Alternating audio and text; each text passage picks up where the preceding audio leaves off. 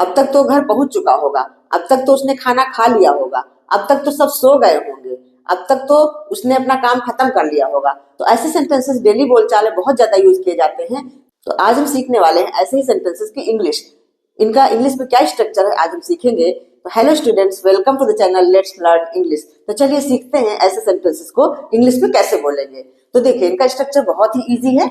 इनका स्ट्रक्चर है, सबसे पहले हम सब्जेक्ट लिखते हैं, फिर मस्ट हैव, उसके बाद वर्ब की थर्ड फॉर्म और प्लस ऑब्जेक्ट अगर सेंटेंस में है तो, और नहीं तो लास्ट में फिर बाय नाउ करके सेंटेंस खत्म कर देते हैं। तो अब इनको अगर हम सेंटेंसेस में सीखेंगे तो ज्यादा क्लियर समझ में आएगा। जैसे हमारा पहला सेंटेंस है, अब तक तो वो घर पहुंच गया होगा। तो इसमें सब्जेक्ट क्या है, वह।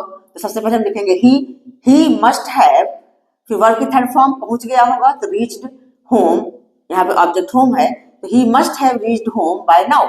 इसका ट्रांसलेशन क्या होगा, he must have reached home by now.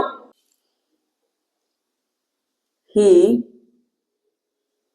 must have reached home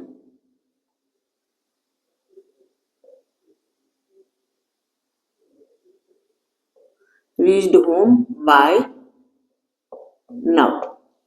next है हमारा, अब तक तो उसने खाना खा लिया होगा। तो he must have eaten food या he must have taken food by now. इसको भी लिख लेते हैं, ही मस्ट हैव टेकन, या आप ईटन भी लिख सकते हो, फूड बाय नाउ। ठीक है। अच्छा नेक्स्ट है, अब तक तो सब सो गए होंगे। अब यहाँ पे सब्जेक्ट क्या है, सब। तो everyone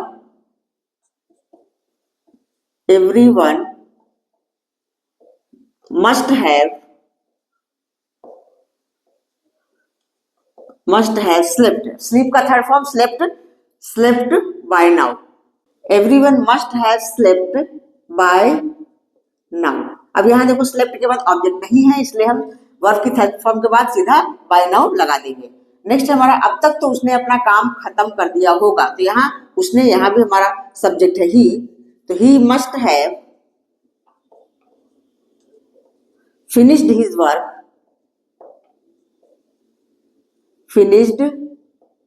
his work by now।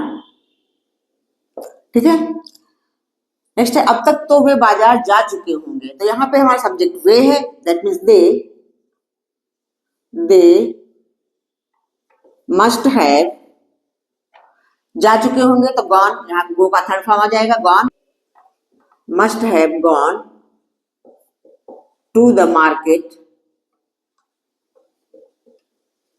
Bye now. बहुत ही इजी स्ट्रक्चर है, तो आप लोगों को समझ में आ रहा होगा। तो इस तरह के और भी बहुत सारे सेंटेंसेस बनाए जा सकते हैं। इस स्ट्रक्चर को यूज करके बहुत सारे सेंटेंसेस बनाए जा सकते हैं। जैसे हम बोले कि अब तक तो उसने सबको बता दिया होगा। तो he must have told everyone by now. He must have told everyone by now. अब तक तो वे क्रिकेट खेल चुके होंगे। तो they must have played cricket by now. जैसे हम बोले कि अब तक तो बच्चे स्कूल जा चुके होंगे। The children must have gone to school by now. जैसे हम बोले अब तक तो वो अपना पाठ याद कर चुका होगा। He must have learned his lesson bye now. He must have learned his lesson bye now.